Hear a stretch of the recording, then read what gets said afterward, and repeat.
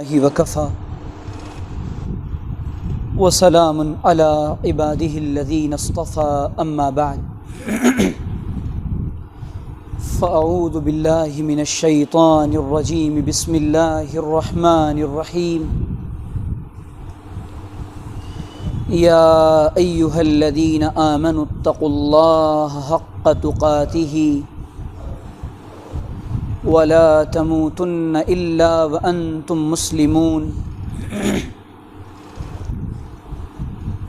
سبحان ربك رب العزة عما يصفون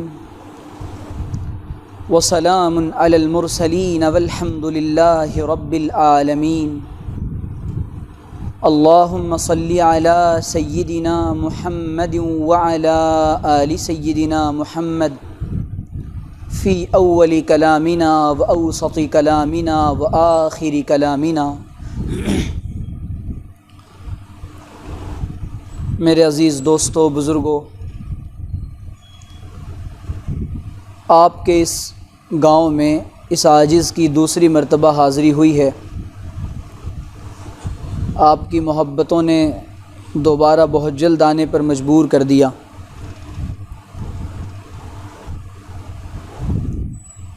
اس نیت سے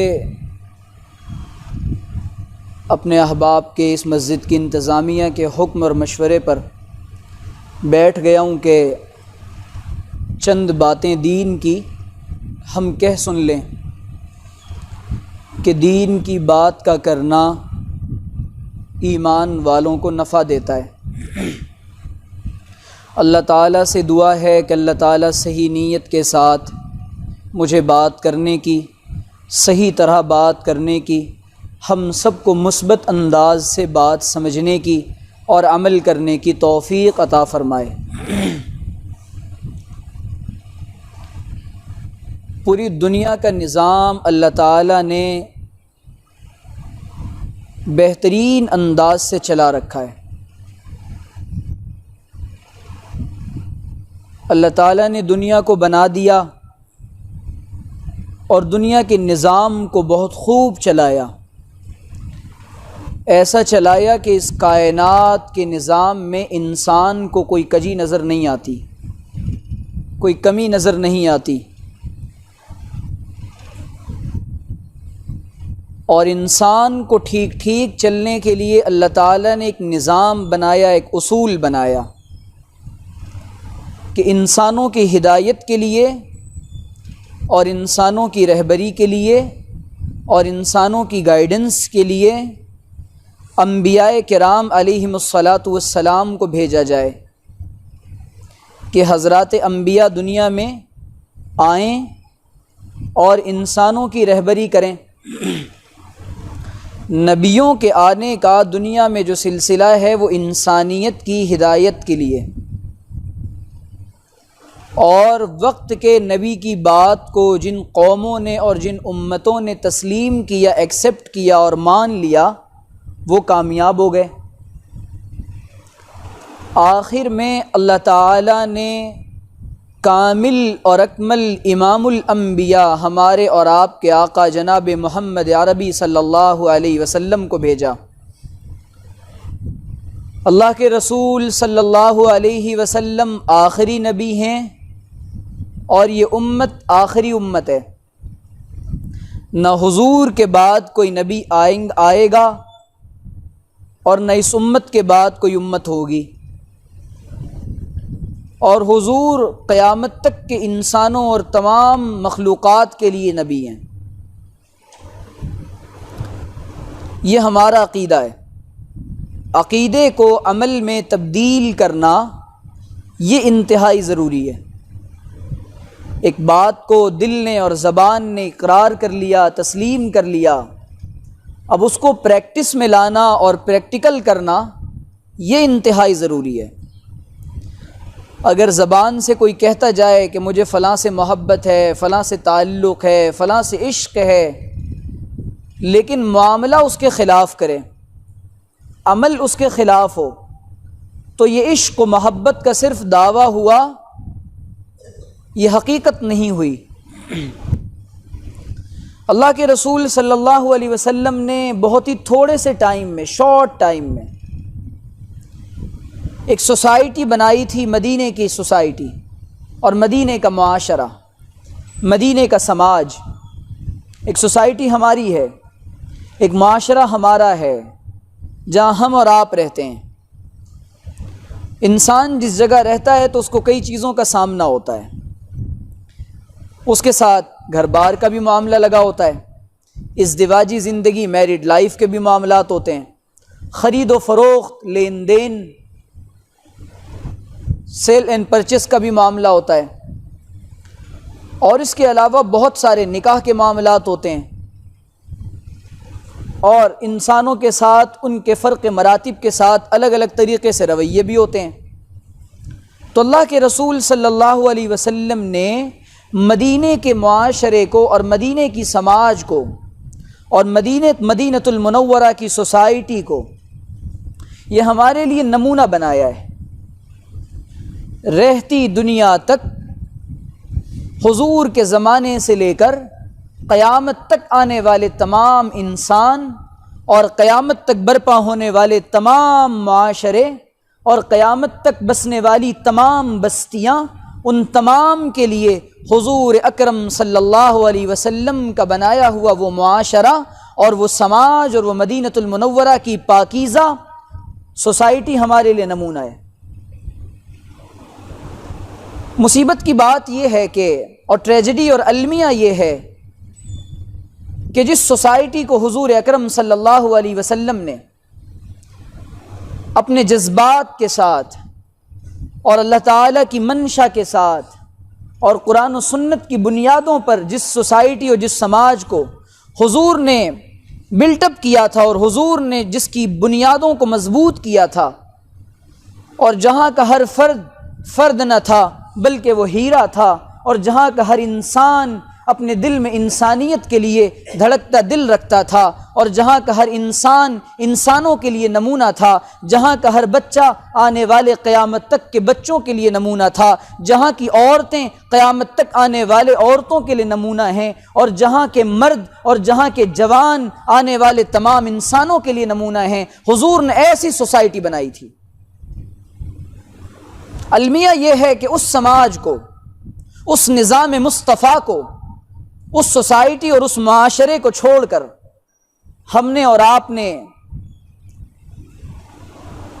اس سماج اور اس سوسائٹی کو اپنایا جہاں کا ہر عمل مکروہ ہے، جہاں کی تمام قدریں بیکار ہیں، جہاں کا سارا نظام کرپٹ اور برباد ہے، جہاں کی بنیادیں کھوکھلی ہیں۔ ہم نے اس نظام کو اور اس مزاج کو اور اس رنگ کو اپنی زندگی میں اپنایا ہے، جس کو ہم مغربی تہذیب اور مغربی کلچر کہتے ہیں۔ اور آج ایسا نظام برپا کیا جا رہا ہے عقلوں کے اوپر، ترقی اور ڈیولپمنٹ کے نام پر اور ترقی کے نام پر پوری دنیا کو ایک فریب دیا گیا کہ اگر تمہیں ترقی چاہیے تو جب تک تم مغربی تہذیب کی بولی نہیں بولو گے، جب تک تمہارے جسم پر مغربی لباس نہیں ہوگا، جب تک تمہارے کھانے پینے کی اشیاء میں مغربی چیزیں اور ویسٹرنائزیشن کے اندر جب تک پوری طرح سے تم ڈوب نہیں جاؤ گے، ڈیولپمنٹ اور ترقی تمہیں چھو کر بھی نہیں گزرے گی۔ یہ اس زمانے کا اور اس صدی کا بہت بڑا فریب ہے۔ آزادی نسواں کے نام پر، ویمن رائٹ کے نام پر، عورتوں کے حقوق کے نام پر، نسوانی حقوق کے نام پر ایسا فریب دیا گیا کہ مرد و زن یہ دونوں شانہ بشانہ چلیں، عورتیں اور مرد ایک ساتھ چلیں تو ترقی مل سکتی ہے۔ حضور صلی اللہ علیہ وسلم نے قرآن کی بنیادوں پر مدینۃ المنورہ کی سوسائٹی کو اور معاشرے کو اس قدر بلند بنایا تھا اور پاکیزہ بنایا تھا، یدنین علیہن من جلابیبہن، ان عورتوں کے اوپر چادر پڑی ہو شرم و حیا کی، ان کے اوپر دوپٹے پڑے ہوں، یہ عورتیں اپنے گھروں میں باپردہ ہوں۔ حضور کہتے ہیں یہ ساری انسانیت کے لیے نمونہ ہے۔ ان کی عزتوں کو محفوظ ایسے کیا جائے گا۔ لٹتی عصمتیں بتا رہی ہیں، لٹتی عزتیں بتا رہی ہیں، تار تار بیٹیوں کے اٹھتے دوپٹے بتا رہے ہیں، کہ پورے کی پوری دنیا کے اندر جو نظام اور جو کلچر نافذ کیا جا رہا ہے اور جس کی کوشش کی جا رہی ہے، یہ سارا کا سارا نظام کرپٹ ہے اور یہ لایا گیا حضور کے مدینے کے معاشرے اور حضور کی سوسائٹی کے خلاف۔ یہ عقلوں پر ایسا نافذ کیا جا رہا ہے۔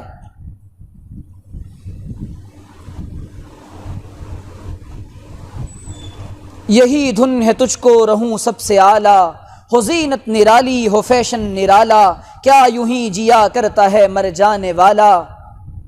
اندھا کیا تجھے رنگ و بو نے۔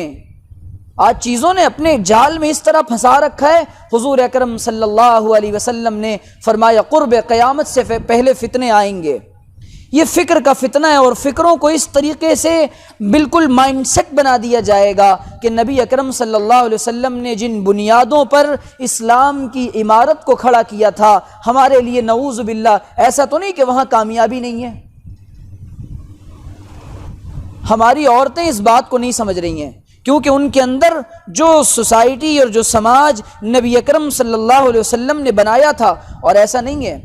پوری کی پوری انسانی برادری کے لیے اور پوری کی پوری مانوتا کے لیے اور پوری کی پوری ہیومینٹی کے لیے اللہ کے رسول صلی اللہ علیہ وسلم نے ہر فیلڈ میں رہنے والے کے لیے، ہر میدان میں کام کرنے والے کے لیے حضور علیہ الصلاۃ والسلام نے ان کو ایسا معاشرہ اور ایسا سماج بنا کر دیا تھا اور ایسی اخلاقی قدریں ان کی بلند کی تھی حضور نے کہ جو جس جگہ رہتا ہے حضور علیہ الصلاۃ والسلام اس کے لیے بتاتے ہیں کہ تمہیں کامیابی اس میں کیسے حاصل کرنی ہے۔ ڈیولپمنٹ کے نام پر، ترقی کے نام پر اہل مغرب نے پوری کی پوری انسانیت کو بہت بڑا فریب دیا ہے۔ مغرب نے انسان کو انسان بنانے کے لیے بے لباس کر دیا، اور اللہ کے رسول صلی اللہ علیہ وسلم نے ایک معزز قبیلے کی خاتون آتی ہے، حضور اکرم صلی اللہ علیہ وسلم فرماتے ہیں اس کو دوپٹہ پہناؤ۔ یہ تھا احترام انسانیت اور یہ تھا حضور کے نزدیک عورت کا مقام، اور انہوں نے عورتوں کی آزادی کے نام پر، ویمن رائٹ کے نام پر اور عورتوں کے حقوق کے نام پر پوری کی پوری عورتوں کو بازار میں لا کر کھڑا کر دیا۔ کیا مدینۃ المنورہ کا معاشرہ، کیا مدینے کی مارکیٹ ایسی تھی کہ وہاں عورتیں خریداری کریں؟ یہ کون سی فکر ہمارے اوپر ڈالی گئی ہے؟ یہ کون سی سوچ ہمارے اوپر برپا کی گئی ہے؟ یہ کون سی ترقی کے خواب دکھائے جا رہے ہیں؟ کیا یہ وہ ترقی ہے کہ جس میں نہ ماں کو بیٹے کی قدر، نہ بیٹے کو ماں کا مقام معلوم، نہ بیوی اور شوہر کے تعلقات برابر ہیں، نہ بیوی اور شوہر ایک دوسرے کی عزت کرنا جانتے؟ نہ نہ نہ نہ، یہ وہ معاشرہ نہیں ہے، یہ وہ سماج نہیں ہے جس کو نبی اکرم صلی اللہ علیہ وسلم نے بنایا تھا۔ یہ خلاف جا رہے ہیں ہم اور آپ۔ یہ ہماری عورتوں کو آزادی نسواں کے نام پر فریب دیا جا رہا ہے۔ حضور علیہ الصلاۃ والسلام لباس پہنانا جانتے ہیں، حضور علیہ الصلاۃ والسلام انسانیت کو باحیا بنانا جانتے ہیں، آزادی کے نام پر بچوں کو بے حیا بنا دیا گیا، تعلیم کے نام پر بچوں کے ذہنوں میں دہریت پیدا کر دی گئی، ایجوکیشن کے نام پر بچوں کو ملحد اور زندیق بنا دیا گیا، نظام تعلیم کے نام پر ایسا دھوکہ دیا گیا، ہمارا بچہ ایجوکیشنل سسٹم میں پھنسنے کے بعد اور نظام تعلیم کے اندر پھنس جانے کے بعد اس کا ایمان دلوں سے رخصت ہو جاتا ہے، اس بچے کو معلوم نہیں ہوتا میں کون ہوں، میرا تعلق کس نبی کے ساتھ ہے، میرا تعلق کس اسلام کے ساتھ ہے، اور اسلام مجھے کیا تعلیم دیتا ہے۔ ہم نے سوچا تھا کہ لائے گی فراغت تعلیم، ہم نے سوچا تھا کہ لائے گی فراغت تعلیم، کیا خبر تھی کہ چلا آئے گا الہاد بھی ساتھ، کیا خبر تھی کہ چلا آئے گا الہاد بھی ساتھ۔ یہ چھوٹے چھوٹے ننھے ننھے بچے، ان کی زبانوں سے مجھے ایک اندور سے خاتون کا فون آیا۔ اس خاتون نے بتایا کہ میں ایک اسکول میں پڑھاتی ہوں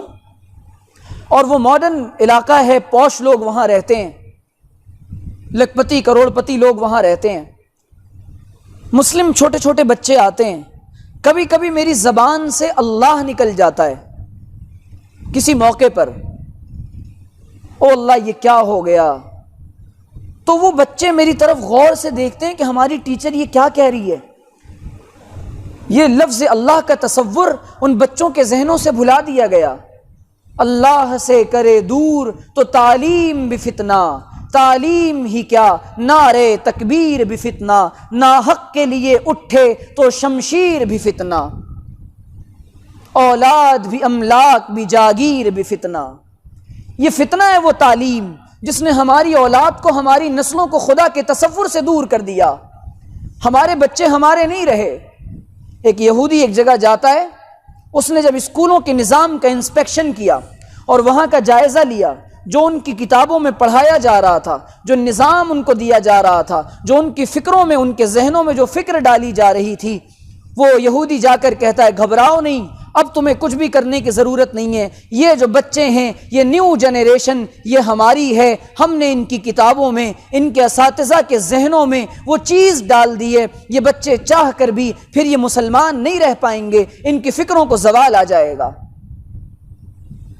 آج پورے کے پوری باطل طاقتیں اس بات پر ایک جٹ ہو چکی ہیں، پوری کی پوری باطل طاقتیں اس بات پر آمادہ ہو چکی ہیں، ان کی صلاحیتیں، ان کا مال، ان کی دولت، ان کی ایبیلٹیز، ان کی مشنریز اس بات پر باضابطہ کام کر رہی ہیں۔ دیکھو صاف سن لو، مسلمانوں کو مسلمان بنانے والی بات نہ کرنا، مسلمان ذہنوں کے اندر یہ بات نہ ڈالنا، ایسے لوگوں کو باضابطہ پکڑا جائے اور ایسے لوگوں کو ٹارگٹ کیا جائے جو مسلمانوں کے اندر اویئرنس اور شعور پیدا کر رہے ہیں اور ان کے نونہالوں کو اور ان کے بچوں کو بتا رہے ہیں کہ تمہارا اسلام کیا ہے اور اسلام کی قدر اور عظمت کیا ہے۔ باطل طاقتیں اس بات پر جٹ چکی ہیں، ان کی محنتیں ہو رہی ہیں اس بات پر، اور ہم نے اپنے گھروں سے دینی تعلیم کو اس قدر ہلکا سمجھا ہے، اس قدر ہلکا سمجھا ہے۔ ہمارا بچہ کن کے ساتھ رہتا ہے، فرینڈ سرکل میں کون لوگ ہیں؟ حضور نے فرمایا المرء علی دین خلیلہ فلینظر من یخالل، دیکھو دوست دوست کی طرح ہوتا ہے، دوست دوست کے دین پر ہوتا ہے، دیکھ لو کون کس کے ساتھ بیٹھتا ہے، جیسی صحبت ہوگی ویسی ان کی فکریں ہوں گی، اور یہ دوستیاں قیامت کے دن وبال جان بن جائیں گی، اور انسان کہے گا یا لیتنی لم اتخذ فلانا خلیلا، ہائے کاش میں نے فلاں کو دوست بنایا ہی نہ ہوتا، جس نے میری آخرت کو تباہ کر دیا، جو مجھے جہنم کے راستے پر لے آیا۔ او میرے عزیزو، میرے دوستو، یہ فکر کا مقام ہے، یہ فکر کا موقع ہے۔ اسی لیے اللہ تعالیٰ کی یہ قرآن کی جو آیت ہے، یا ایہا الذین آمنوا قوا انفسکم واہلیکم نارا، دیکھو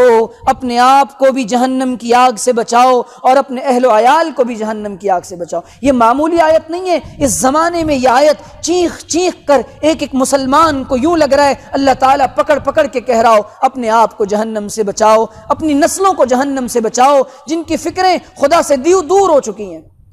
جن کا ذہن دین کے تصور سے دور ہو چکا ہے، اور وہ یہ جب ان کے سامنے دین کی باتیں آتی ہیں وہ کہتے ہیں جی ہمیں یہ نہیں پسند ہے، ہمیں تو کچھ نیا بتاؤ، لاجک بتاؤ، اس کا لاجک کیا ہے؟ ایک مسلمان کے لیے اس سے بڑا لاجک کوئی نہیں ہو سکتا کہ یہ بات اللہ تعالیٰ نے کہی ہے اور یہ بات اللہ کے رسول نے کہی ہے، سب سے بڑا لاجک ہمارے لیے یہ۔ اور اللہ کے رسول صلی اللہ علیہ وسلم نے، ایسا نہیں ہے کہ پوری کی پوری انسانیت کو ایک دھوکہ دیا جا رہا ہے، ایک فریب دیا جا رہا ہے کہ اسلام کے اندر نعوذ باللہ نقص ہے۔ آپ یقین کریں، آپ تصور کریں، پوری کائنات کے اندر اور جب سے دنیا قائم ہوئی تب سے لے کر دنیا کے لیے سب سے پرفیکٹ اور ہیومینٹی کے لیے سب سے پرفیکٹ اور کمپلیٹ مذہب اگر کوئی زمین پر آیا ہے تو اسلام آیا ہے، جس کی ایک ایک چیز پرفیکٹ ہے، جس کا ایک ایک عمل کمپلیٹ ہے اور اس میں کسی چیز کی کوئی کمی نہیں ہے۔ اللہ کے رسول صلی اللہ علیہ وسلم نے تجارت کرنے کا طریقہ بتایا ہے، حضور نے معاشرت کا طریقہ بتایا ہے۔ ہمارے یہاں مصیبت یہ ہے کہ ہم اپنے بچوں کو دین شاید سکھا رہے ہیں، قرآن اور مکتب شاید پڑھا رہے ہیں، لیکن ان کو یہ نہیں بتا رہے، یہ یقین دلائیں ان کو کہ کامیابی صرف اور صرف اور صرف اللہ تعالیٰ نے دین میں رکھی ہے، اور جو دین کو لے کر اپنی دنیا کو بنانے کی فکر کرے گا وہی زمانے میں اور آخرت میں کامیاب ہوگا، ورنہ وہ ناکام ہو جائے گا۔ اور اللہ کے رسول نے کیسا پاکیزہ معاشرہ بنایا تھا مدینے کا، اور کتنی پاکیزہ سوسائٹی بنائی تھی مدینے کی، جو تکلفات سے خالی تھی، جہاں اسٹریٹ فارورڈ باتیں ہوتی تھیں، جہاں حق اور سچ کو کھل کر بیان کیا جاتا تھا۔ حضور بازار میں جاتے ہیں، مر رسول اللہ صلی اللہ علیہ وسلم علی صبرۃ طعام، حضور غلے کے ڈھیر سے گزرے، حضور نے دیکھا، حضور کو لگا کہ اس میں کچھ معاملہ ہے، آپ نے فادخل یدہ، اللہ کے رسول نے اس میں اپنا ہاتھ ڈال دیا، آپ نے پوچھا یا صاحب الطعام، اے غلے والے یہ کیا ہے؟ اس نے کہا اصابتہ السماء، اے اللہ کے رسول اس کو پانی نے چھو لیا تھا، بخاری کی روایت ہے،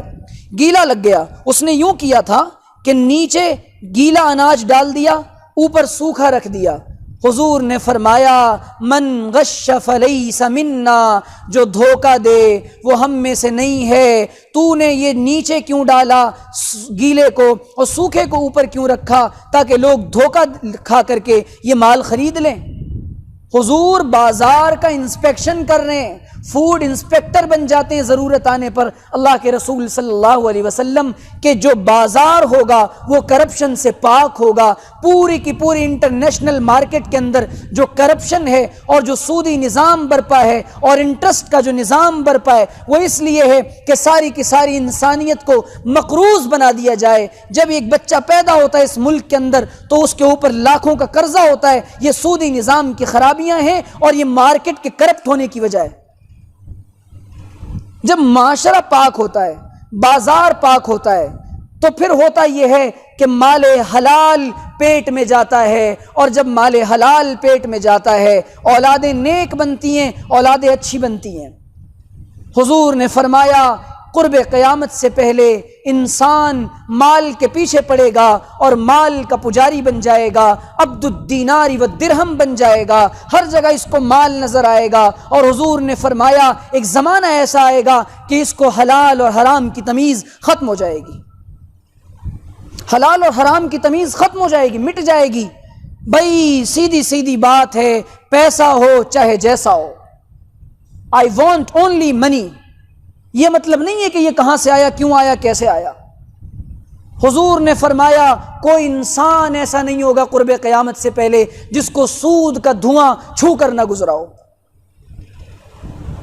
ہم جو مال کما رہے ہیں، ہم جو زندگی گزار رہے ہیں، ہم یہ دیکھیں کیا ہماری سوسائٹی، کیا ہمارا سماج، کیا ہمارا معاشرہ یہ مدینے کی سوسائٹی سے ملتا ہے؟ اگر ہماری مسجدیں مدینے کے معاشرے کے طرز پر ہیں، اگر ہماری تعلیم مدینے کے طرز پر ہے، اگر ہمارا سماج مدینے کے طرز پر ہے، اگر ہماری بیٹیاں مدینے کے طرز پر ہیں، اگر ہمارا نظام تعلیم مدینے کے طرز پر ہے، اگر ہمارے نوجوان مدینے کے جوانوں کے طرز پر ہیں، اگر ہمارے بوڑھے مدینے کے جوانوں کے بوڑھوں کے طرز پر ہیں، تو یہ معاشرہ ڈیولپمنٹ کی طرف جا رہا ہے۔ یہ اہل مغرب یہ چاہے جتنا فریب دیں، یہ چاہے جتنی ترقی کے خواب دکھائیں، نہ وہ دھوکہ ہے، وہ فریب ہے، وہ خواب ہے، وہ غفلت ہے، وہ تنہائی ہے، وہ ظلمت ہے، وہ عیب ہے، وہ ظلم ہے، وہ سب سے بڑا اس صدی کا فریب ہے۔ سچ تو یہ ہے جناب محمد رسول اللہ صلی اللہ علیہ وسلم نے دیا تھا، حق وہ ہے جس کو نبی اکرم نے 1500 سال پہلے بتایا تھا۔ جتنے خواب دکھائے جا رہے ہیں، دنیا کا اس طرح غلبہ آ رہا ہے، آج ہمارے اندر بیماریاں پیدا ہو گئی ہیں۔ حضور نے فرمایا یہ جو آج ہم بلک رہے ہیں، سسک رہے ہیں، تڑپ رہے ہیں، مچل رہے ہیں، وہ بکا مچا ہوا ہے، ہائے ہو مچا ہوا ہے، پوری دنیا کے اندر فلسطین پریشان، عراق پریشان، حالات پوری دنیا کے بگڑ گئے، ہر جگہ مسلمانوں پر ظلم ہو رہا ہے، کیا وجہ ہے؟ حضور نے فرمایا قومیں تم پر ٹوٹ پڑیں گی۔ صحابہ نے کہا یا رسول اللہ کیوں ایسا ہوگا؟ آپ نے فرمایا تمہارے دلوں میں وہن کی بیماری ڈال دی جائے گی۔ صحابہ نے کہا مل وہن یا رسول اللہ، اے اللہ کے رسول یہ وہن کیا چیز ہے؟ آپ نے فرمایا یہ بزدلی ہے اور یہ بزدلی آئے گی، حب الدنیا و کراہیت الموت۔ آپ نے فرمایا جب دنیا سے دل لگا لیا جائے گا اور جب موت سے نفرت اور موت سے وحشت اور موت سے کراہیت پیدا ہو جائے گی، قومیں تم پر ٹوٹ پڑیں گی، تمہاری تعداد بہت ہوگی لیکن تمہاری حیثیت کچھ نہیں ہوگی۔ رنگ رلیوں پہ زمانے کی نہ جانا اے دل، رنگ رلیوں پہ زمانے کی نہ جانا اے دل، یہ خزاں ہے جو بانداز بہار آئی ہے، یہ خزاں ہے جو بانداز بہار آئی ہے۔ تو ہم اپنے آپ کو یہ اس بات پر لائیں کہ ہمارا جو تعلق ہے وہ حضور کے سماج سے اور حضور کی ذات سے اور مدینے کے معاشرے سے ہے۔ ہمارا ہر عمل اس کے مطابق ہونا چاہیے۔ اگر ہمارے بچے، ہمارا نظام تعلیم، ہمارا رہن سہن، ہمارا کھانا پینا، ہماری تجارت، ہماری معاشرت، ہمارے معاملات، ہماری شادیوں کو مشکل بنا کے رکھ دیا ہے۔ اتنا آسان کام دنیا کا، اس کو مشکل بنا دیا۔ جانتے ہیں مدینے کے معاشرے میں شادیاں کیسی ہوتی تھی؟ عبد الرحمن ابن عوف جو عشرہ مبشرہ میں سے ہیں، بخاری شریف کی روایت ہے، مدینے میں گئے، حضور نے ایک صحابی کے ساتھ ان کی مواخات قائم کر دی۔ اب یہ تیرا بھائی ہے، انہوں نے کہا کہ میں اپنی ایک بیوی کو طلاق دیتا ہوں، عدت کے بعد تم نکاح کر لینا۔ کہ نہیں مجھے ضرورت نہیں ہے۔ تجارت کی، گھی اور پنیر کی تجارت کی۔ عبد الرحمن ابن عوف نے، ایسے صحابی ہیں جن کو حضور نے ایک مجلس میں 10 صحابہ کو جنت کی بشارت دی تھی، اور وہ مال دیا تھا۔ اللہ تعالیٰ نے عبد الرحمن ابن عوف کو تجارت میں اتنی برکت دی تھی کہ ایک علاقے سے دوسرے علاقے تک اور ایک شہر سے دوسرے شہر تک آپ کے تجارت کی اونٹ ایک جگہ سے دوسرے جگہ تک ہوتے تھے۔ اتنی اللہ تعالیٰ نے وسعت دی تھی۔ جب انہوں نے نکاح کیا ہے، اللہ کے رسول نے ان کو دیکھا، حضور وہاں موجود ہیں، لیکن اللہ کے رسول نے شکوہ نہیں کیا، مجھے نہیں بتایا، نکاح کر لیا۔ حضور نے اتنا فرمایا کہ اولم ولو بشات، ولیمہ کرو، بس ایک بکری کاٹ لے لیکن ولیمہ کر۔ تو اتنی آسانی سے اور بے تکلفی سے شادیاں ہوتی تھیں۔ ہم نے آج اپنے بچوں کی شادیوں میں تاخیر اسی لیے کی ہے کہ جہیز کا انتظام نہیں ہے۔ مجھے کہنے دیجئے اور بار بار کہنے دیجئے، دل دکھتا ہے ہماری بیٹیوں کے جو حالات ہیں، قوم مسلم کی بچیاں جو آج گمراہ ہو رہی ہیں، جانتے ہیں اس کی وجہ کیا ہے؟ ہماری شادیوں میں بے وجہ خرچے، جہیز کا بے وجہ کا معاملہ اور بے وجہ شادیوں کو مشکل بنانا، لڑکیوں کے ڈھونڈنے کے مسائل۔ اس وجہ سے ہماری بیٹیاں، ان کی عمریں نکلی جا رہی ہیں، پھر وہ مجبور ہیں دوسروں کو اپنانے پر۔ آپ سب سمجھدار بیٹھے ہیں، میں زیادہ تفصیل سے بات نہیں کروں گا۔ اللہ تعالیٰ سے دعا ہے کہ اللہ تعالیٰ سمجھنے کی، عمل کرنے کی توفیق عطا فرمائے۔ وآخر دعوانا ان الحمد للہ رب العالمین۔